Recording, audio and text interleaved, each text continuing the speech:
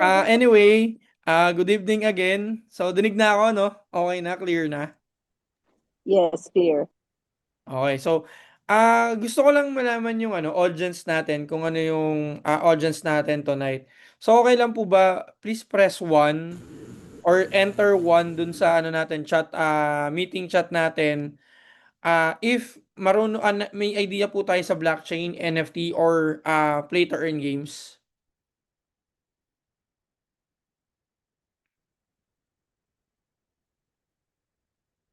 Sige po, yan. Medyo gusto ko lang medyo interactive yung natin conversation para at least alam ko kung naiintindihan ako ng lahat. So ayan, siguro hintayin natin ilan lang tong sumagot. 24 yata tayo dito sa loob. How about po yung iba? Ayan. So, can you doon naman po sa iba, can you press 2 po if sa multi-level marketing po kayo connected or mas yung multi-level marketing po yung naiintindihan natin. Press 2 po tayo, press 2.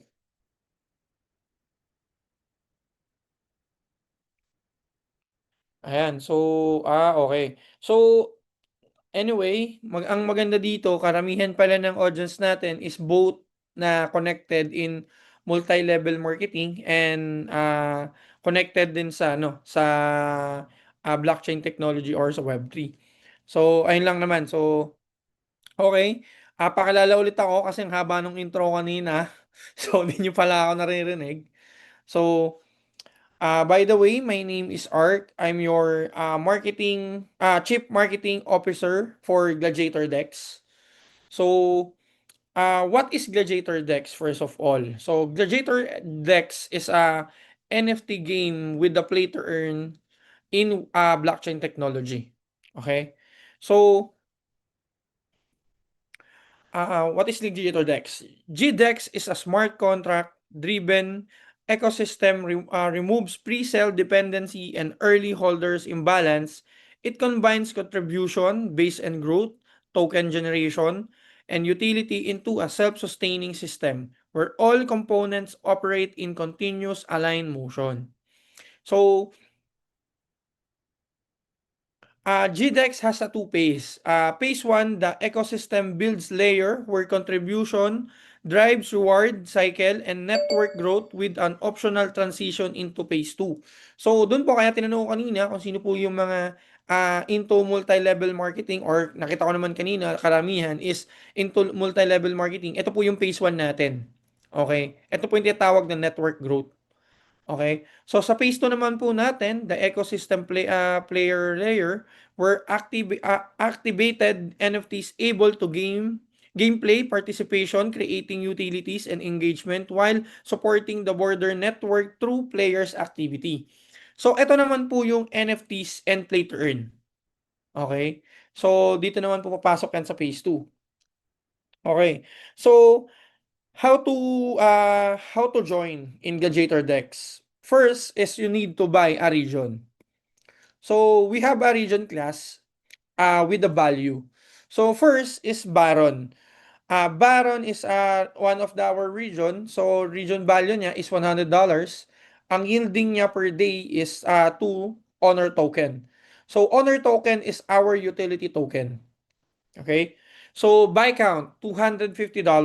So 5 yielding honors token per day. And Marquee $1,000, 20 honor token per day. And Duke $5,000, 100 yield honors per token per day. And Duke $10,000, 200 honors yield tokens per day. And Grand Duke $20,000, 400 honor tokens yield per day. So, when is the yielding process start? So, once na-hit natin yung liquidity threshold natin, doon mag-i-start yung yielding natin in 300 days. Or, hindi man natin ma-hit yung threshold natin sa liquidity, after 3 months, pwede na tayo mag-yielding. Okay? So upon launching natin 'to. So if April 27 yung yung launching ng natin, Gladiator Dex. So by July 27, mag-start yung first yielding natin if hindi natin na-meet yung threshold. Okay? So, saan ba natin pwedeng gamitin yung Honor? Dahil sabi ko nga kanina, yung Honor token is our utility. First is pwede mo siyang i-activate. Ito yung sinasabi ko kanina dun sa phase 2 na pwede kang mag-transition going to phase 2. Okay? So, i-activate mo yung region mo. Okay? Using your Honor token. Burning mechanism ito. Okay? So, ang next na pwede mong paggamitan yan is yung training. I-rank up mo yung heroes mo. Okay? So, in Gladiator decks, there's a heroes and regions. Okay? So, next is forging. Yung i-rank up mo naman yung mga equipments mo like helmet, armory, boots, shield, mga weapons na meron ka. And apprenticeship, dito naman yung magmamastery ka ng panibagong hero. Or magke-create ka ng panibagong hero mo. So, kailangan pa rin doon ng honor token. Then, the rank battles, kailangan pa rin siya ng honor tokens. And sa reward acceleration naman, which is the phase 2, ito naman yung pinagbe-base ng values. And then, last, isa pa na pwede natin paggamitan is swap natin directly to USDT.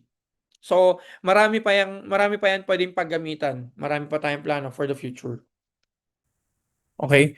So, other ways to earn here in Gladiator Decks. Pero bago ako pumunta dito, is, yun nga, makikita nyo, yun yung beta test ng laro natin. So, hindi pa siya yung pinakakalalabasan ng laro natin.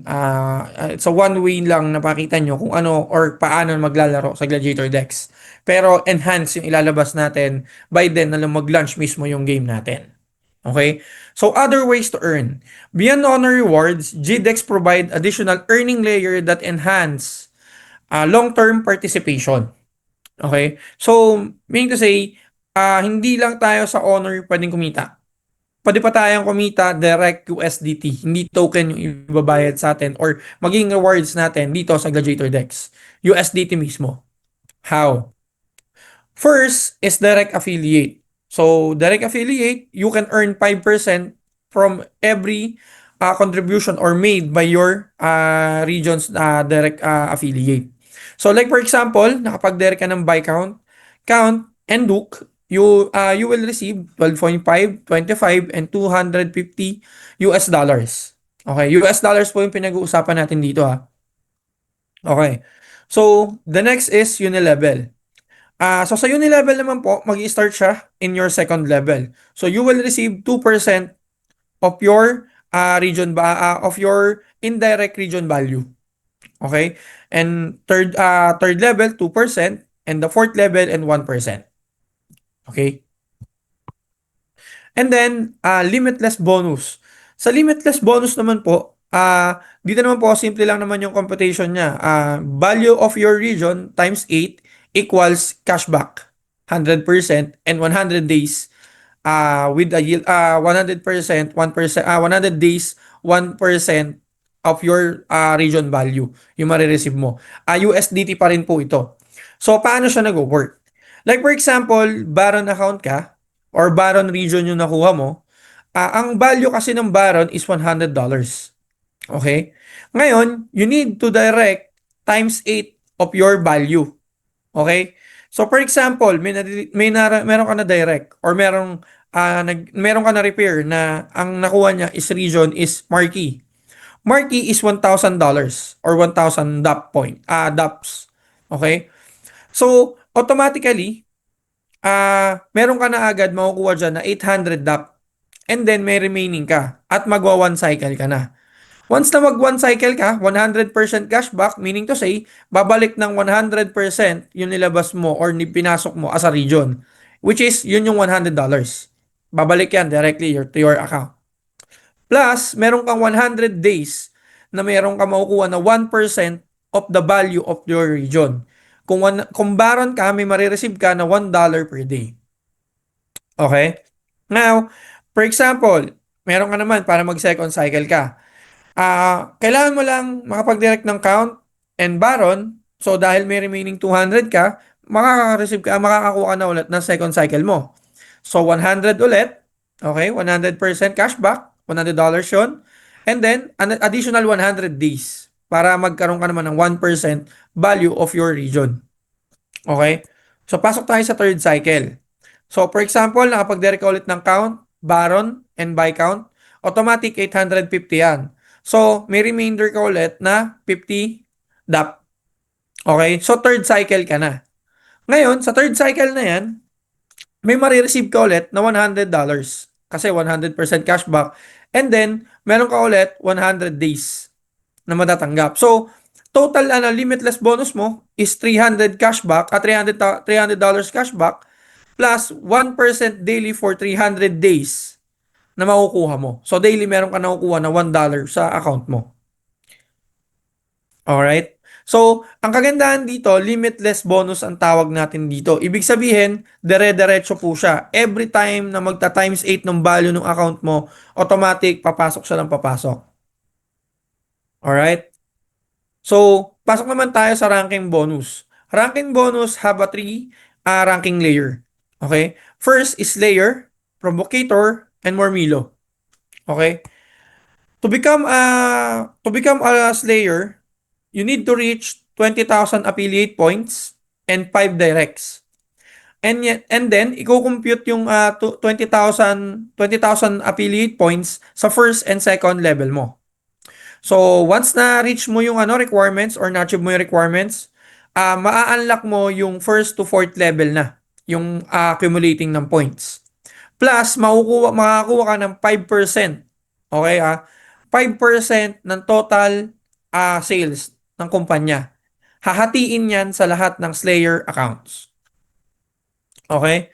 So, to become a provocator, you need 200,000 affiliate points and you need 3 Slayer in your first to fourth level network or your level. Okay?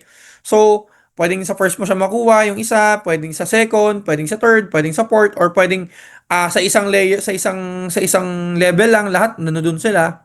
It's up to you kung paano mo matutulungan yung network mo para maging slayer sila at para ma-promote ka agad sa provocator. Then, once na na-reach mo yan, automatically, ma-unlock mo yung first to sixth level. Okay? And then, mamumove out ka na sa Slayer, mapupunta ka naman sa Provocator. So, ito naman, 3% of the total sales of the company. Okay? Paghahati-hatian ng lahat ng Provocator. Next natin is yung Mormilo. Mormilo to reach is 2 million affiliate points and 2 Provocator in your first to 6 level network. Okay? Once na ma-hit mo to, same lang din naman to nung provocator kahit saan dyan sa 6, kahit sa isang level lang sila lahat, walang problema. Once na ma-receive mo to, automatically mawawala ka na dun sa provocator, malilipat ka na sa Mormilo. Okay, so you will receive 2% total sales na commission dun sa buong lahat ng Mormilo, kayo yung maghahati-hati dyan sa 2%. Okay? So, punta naman tayo sa Grand Duke bonus. Okay? Lahat po ng Grand Duke is makaka-receive ng 5% ng total sales every day, every minute, every hour, or every seconds. May 5% po dyan. Lahat ng papasok automatically paghahati-hatian po yan ng lahat ng Grand Duke holder. Okay? And then, power of withdrawals. Sa power of withdrawal, simple lang naman po siya. So, meron tayong tinatawag na 10% withdrawal fee. Okay? Yung withdrawal fee, technically, sa ibang companies o sa ibang NFT or sa Web3 or sa MLM pa yan, is napupunta itong 10% na to sa company. Right? So, dito sa Gladiator Dex, ibinabalik natin siya sa community. So, papaano? Okay? 5% of that is allocated to region holders from Baron to Archduke. So, lahat po yan, magkakaroon kayo ng sharing doon sa 5% ng withdrawals. And then, lahat naman po ng Grand Duke, sila naman yung makaka-receive ng addition ng another 5% from withdrawals. So, actually, yun lang naman po yung presentation natin for the phase 1. So, I'm open the chat box or the mic for the questions. Sino po may mga questions? Or meron po kayong clarifications para dun sa marketing plan natin? Hello? Malinaw po, Boss Ark. Ayun. Good evening, sir. Our question po, ano ang advantage sa maliit na package pagdating sa games? Thank you po sa sagot. Actually, ang advantage kasi is nakadepende. Teka lang ah. Ang tanong niyo po ba dito sa region o sa heroes? Boss Chain. Ano pong tanong niyo dito? Yung heroes po ba o sa game? Or Baka sa region yan. Kasi sabi niya package eh.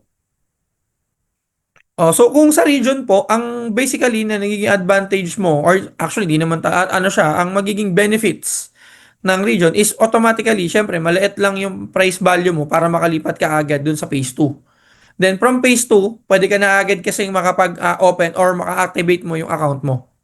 So yun siya. So ang binibigay niyan pagpasok mo sa phase 2 is random stats and random fight count. Ganun siya. Ano pong advantage daw pag malaki ang Ah, package mo? Parang kino-compare niya yung maliit sa malaki. so ganito, mas tumataas yung region class mo, mas lumalaki yung chance na mas maganda yung stats na ibibigay mo sa mga heroes na nasa loob ng regions mo. Plus, mas mataas din yung chance rate na mas mataas din yung binibigay na fight count. Kung medyo sa mga bago, yung fight count po, yun po yung magiging basis kung ilang beses ka makikipaglaban doon sa play to earn natin. Yun yung kumbaga sa iba, energy ang tawag doon. Noted, Coach Ark. Yeah. Yun po siya. So, sa Grand Duke, ang pinaka-the best sa Grand Duke, first of all, syempre, mas mataas na stats yung bibigay mo. Mas mataas na dex, mas mataas na attack, mas mataas na defense. Yun yung binibigay mo. Kasi, ang advantage ng mga regions, kaya kayo papasukin ng mga heroes, is, binibigyan nyo kasi sila ng magagandang stats. Yun talaga siya. Okay? So, yun yung ano natin. So, yun yung advantage ng Grand Duke. Plus, mas mataas na fight count. Yun yung binibigay sa inyo. And syempre, pag mas mataas yung ano ka, kung Grand Duke ka nga, mas mataas yung region mo, mas syempre, mas magiging advantage mo yung makakapagpresyo ka ng ano, makakapagpresyo ka ng maganda doon sa monthly subscription sa region mo. Ganun siya. So, ano siya. Pero wag masyadong kampante. Bakit? Pwede ka pa ring matalo or pwede pa ring matalo nung mga nasa loob ng region mo, yung mga heroes, kahit pa sabihin mo ng nadbaron yan. Pero maliit lang yung chance. Okay? Siyempre may percentage yan eh. More park count means more possible income. Yes, tama po, Sir Fury Dan. More fight counts, more chances to win and to get reward. Kasi hindi porket lumabang ka, may makukuha ka na. Pag natalo ka, wala ka, malulus ka doon. Wala ka marireceive na honor token. Okay? Other questions pa po? Ano So po yung yun? pinaka-lowest purchase doon. Ano ba yung lowest purchase? First po, Ano ano ba pwede, lowest purchase sa arena? $100? Region po yata. Yung region. ito pa, balikan natin yung sa region para mas makita nyo. Nakikita naman po yung ano ko, Region. monitor ko. Ayan. So, dito po, ang first makukuha mo dito, if ano ka, region owner ka ng Baron, makaka-yield ka ng 2 honor tokens per day in 300 days. Yun po siya. So, magiging 600 honor token po siya after 300 days. Per day. Yes. Plus, once po na na-transition po kayo Yung dun sa token kabila, araw-araw na 2 per day. Player kayo. yes po.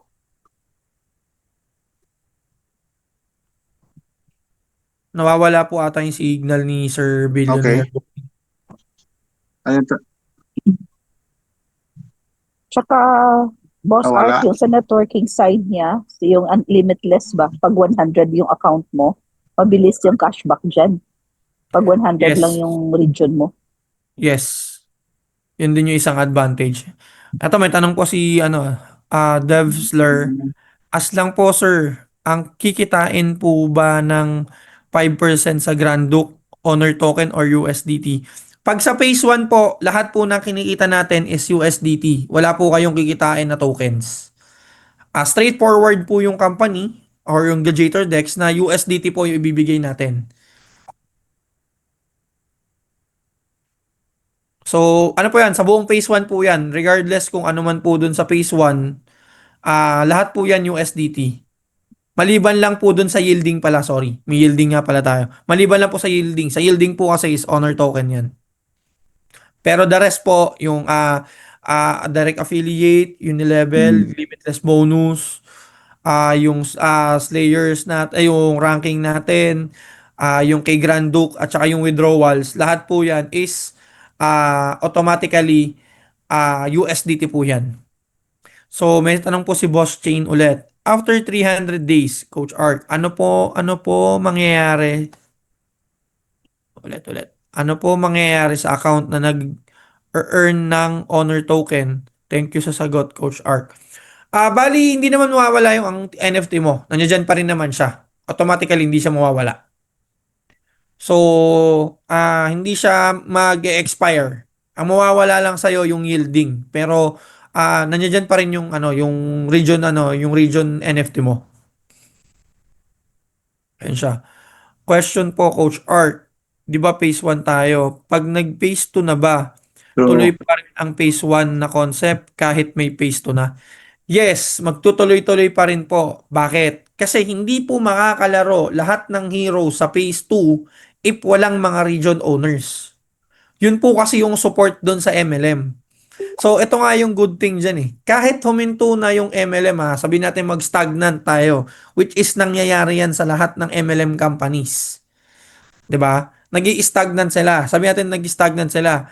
Ang mangyayari diyan, mauobliga pa rin yung mga nasa phase 1 na bumuli pa rin ng region. Bakit? Kasi kailangan ng region na papasukan ng mga heroes dun sa play to earn sa phase 2. So, yun yung cycle na tinatawag natin. Kung mapapansin nyo, naglo-loop siya from phase 1 to phase 2, phase 2 to phase 1, pabalik-balik lang siya. Kasi binabalance out natin yung playing at saka yung tinatawag natin na business side. Ganun po siya. So, unlimited yung paggawa ng regions, pero unlimited din yung paggawa ng heroes, pero hindi makakalipat lahat agad sa phase 2. Lahat na may region may mga regions. Bakit? Kasi kailangan bago sila lumipat sa kabila, same po yung bilang o sync yung bilang ng heroes versus dun sa regions. So ganun siya. So for example, overflowing yung heroes, automatic yan maghahanap tayo ng maraming regions. 'Di ba? So bakit hindi ka lilipat sa kabila? Ganun po siya. Welcome po. Other questions pa po. Wag po kayong mahiya. mm, Tito Susan. Ay, Tita Susan. Okay. Martin, ba may Okay. question po? May tanong ako, yung pag-yield mo ng $2 per day, example sa Baron, $2 per day, once na-activate mo yun, nag-i-earn na siya ng $2 per day. So, minsan ka lang mag-activate. It will continuous na yung daily yield niya ng $2 per day. Tama ba? Hindi po. Yung i-activate nyo po yung region nyo para mapunta po kayo, Tita Susan, sa phase 2, dun po sa game.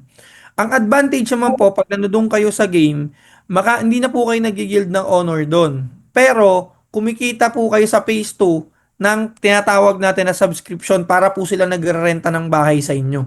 Pag pumasok sila sa region nyo. And kayo po yung magbibigay ng amount kung magkano po yung gusto nyong ilagay doon sa region nyo. For example, Baron kayo, ma'am. Tita Susan. I-price nyo, lahat ng papasok sa akin na heroes, ang presyo ko, $5, 5 honor tokens.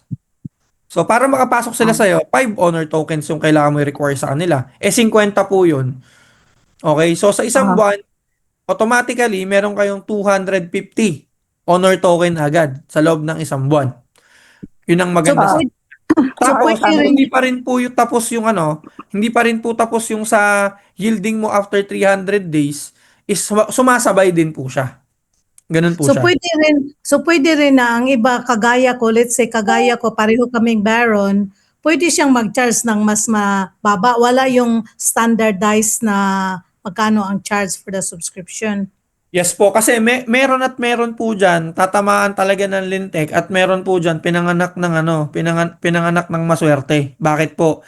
Random po kasi yung ibibigay na stats per region, hindi kayo pare-parehas. Kumbaga po may tinatawag na parang premium, kumbaga may 2-star, 3-star, 4-star hotel, parang may ganun po 'yan. 5-star hotel, 6 stars hotel, parang ganun siya. So syempre, mas nagiging mataas yung star ng hotel mo, mas tumataas yung valuation nyo. Oh, I see. Okay, so ang Opo. system ang nag-ano doon. Hindi na po kami yung nagde-decide. Random po siya. Random, So, okay. randomizer po yung nagbibigay na, for example, ako po, pumasok ako, bumili ako ng region. Pag activate ko dun sa phase 2, automatic po yan, bibigyan ako ng random stats. For example, plus 5 sa attack, plus 5 sa defense. Tapos kayo po, Tita Susan, binigyan naman kayo plus 7 at saka plus 8. So, ibig sabihin, mas mataas po yung stats na naibibigay nyo. Tama po? So, syempre, Okay. pwede kang makapag-presyo ng mas maganda. Parang ganun siya. Okay. Ganun po Okay. yung mangyayari sa kanya.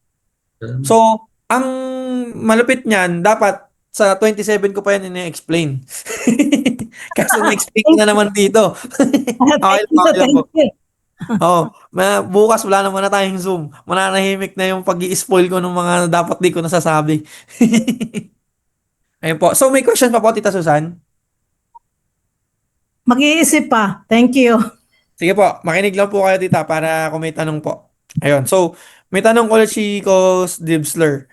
So, Coach, as lang, since may contract address po ang ating tokens na Honor or Glad, possible po ba na makakabili ng mga tokens sa mga like Pancake Swap or Pucoin.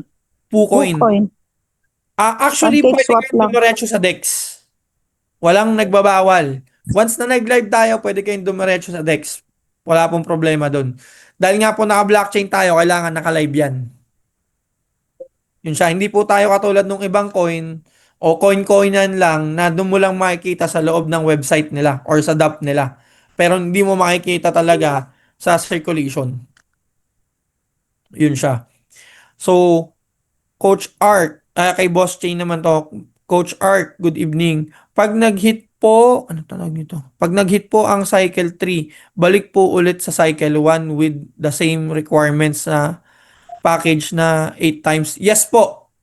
Ano po siya unlimited? Yung ginawa lang po natin na cycle 1, 2, 3, example lang po yun. Pero unlimitless po siya. Kaya sa tinawag na limitless, unlimited kasi siya. Walang problema kahit magpaulit-ulit kayo mag times 8 ng value ng region nyo sa mga directs nyo. Mas maganda at mas masaya.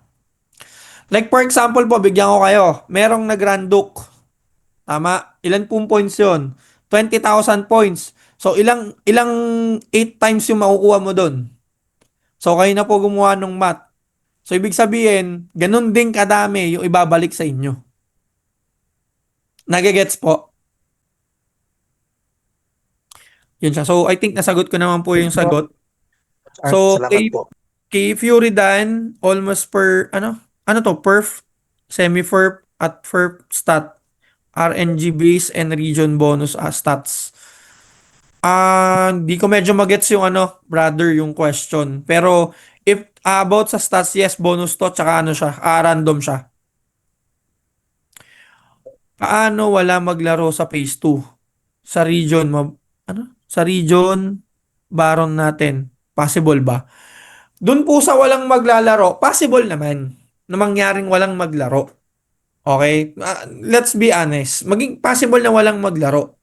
Pero, bakit hindi nila lalaroin? Kung alam naman nilang kikita sila dun sa play to earn. Yun naman yung counter question dun. Bakit masasayangin yung opportunity na pwede kang kumita na naglalaro ka lang? Tapos, nag-e-enjoy ka pa. Kaya nga po ginagawa namin yung laro mismo, enjoyable siya and attractive dun sa mga gamers. Para yung mga gamers mismo ma-attract natin. Ganun po siya. Baka ang ibig niyang sabihin walang maglaro sa Baron kasi pinakamaliit ang Baron, di ba? 100 lang. Baka yung stats noon maliit lang. So baka yun ang iniisip niya, baka walang maglaro sa region niya kung Baron lang siya. I don't know. Maybe. Hindi po eh. Kasi, for example, wala naman silang choice eh. Kung lahat po ng Grand Duke or lahat po ng Archduke o lahat ng Duke or yung matataas na class is puno na, wala silang choice. Sasalo sila sa Baron mo. Ay, sa Baron. Yun. Sa region mo. Bakit? Hindi po kasi mag-o-open ng panibagong region hanggat hindi puno yung other regions. Nagigets po? Hindi pwedeng maging imbalance. Dapat laging balance. So, JN, curious lang, hindi ba malugi sa 100% balik capital plus 1% daily passive for 100 days? Actually, sir, hindi po malulugi ang kumpanya. Kasi po, nakakompute po yan. Para lang din po siyang kinumpute as direct referral. Pinaganda lang po natin yung system. Ganun po siya. So, kinumpute po natin siya ng mas maganda. Para maging ano po siya, maging active. Hindi po siya yung parang pag napag-direct ka tapos na. Hindi ganun. Ginawa natin siyang active driven. Ganun po siya. So, yun sa tanong na malulugi, malabo po. Hindi po tayo malulugi dyan. Tayo owner sa region. Pwede ba na hindi maglaro or required may region maglaro laro ba? Hindi po required. Ayun nga po, kung mapapansin nyo dun sa phase 1 natin, sa first explanation, optional transition to phase 2. Pwede pong hindi na kayo pumunta sa phase 1, sa phase 2. Sa phase 1 lang kayo. Pero, kahit naman po nasa phase 2 kayo, hindi naman po kayo dun maglalaro kung region owner ka. Para ka lang nagpapaupa ng ano dun, ng paupahan mo or nagpaparent ng Airbnb. Ganun po yung konsepto ng region. So, kahit hindi ka maglaro, kahit hindi kayong katulad nun kami, gamers, hindi kami active kami sa mga laro, sasali kami sa'yo. Paano ba Ganun po kain? siya. Or gusto mo kanin, magluto pa. Ayun po. So, other questions pa po?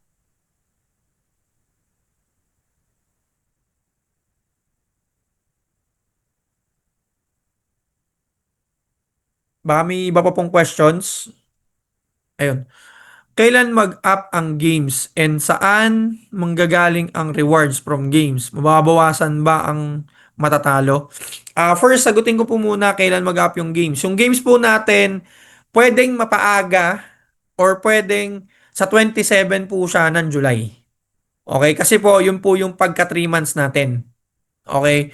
Hindi po kasi lalabas yung games hanggat di natin na-meet yung threshold or yung 3 months. So, if mahit po natin ng maaga yung threshold, automatically po, mag-up na po yung game natin. So, magkakaroon po tayo, for example po, mahit natin yung liquidity. For example, May, nahit na natin yung liquidity threshold. Okay? So, give us at least 2 to 3 weeks or at least a whole June para lang ma-deploy yung laro. Kasi marami tayong aayusin dyan. Hindi siya kasi pwedeng i-connect lang na parang, alam mo yun, one snap, maano mo siya. So, may deployment pa kasi yan. So, after that, mag-hit natin threshold, expect nyo na mag 1 month kayo or 3 to 4 weeks, biglang mag-up yung ano natin. Tapos, magpapatawag or magpapa-event ulit siguro tayo niyan. By that din. Okay? Next, ang tanong, saan po nanggagaling yung rewards? Dahil po yung honor token natin is unlimited supply, dun din po siya nanggagaling sa mismong token. Nagre-regenerate lang po siya. Or nag-generate lang po siya ng token based dun sa reward na kailangan dun sa laro. Ganun po siya. Ganun yung nangyayari sa kanya. Second and third question is, mababawasan ba ang matatalo? Hindi po kayo mababawasan ng honor token, pero malulus po yung fight count nyo. Ganun po siya. Malulus lang yung fight count nyo. Kumbaga, wala kayong kinita doon sa fight count na yun. Yun lang naman siya. Yun. So, sa Billionaire Boy or need i-promote na region namin. Regardless po, kahit i-promote or hindi nyo po i-promote yung region nyo dahil po kailangan maging balance yung layering natin, automatically po, may papasok at may papasok po dyan sa region nyo. Kasi hanggat hindi po napupuno yung mga regions doon sa phase 2, hindi makakapag-transition ang mga region or makakapag-activate ng region yung mga nasa phase 1. Ganun po siya. So, ang advantage na nauna, is maaga kang nakaabang. Yun ang yun talaga ang pinaka basic ano diyan. Idea diyan. So pag nauna ka, nakabili ka ngayon, so syempre nag-waiting ka, magigil dyan, abangan tayo, or pwede kang dumiretso sa DEX, mag-activate ka ng region, pag pwede na, automatically, mag-activate ka na. Ganun po siya. So other questions po?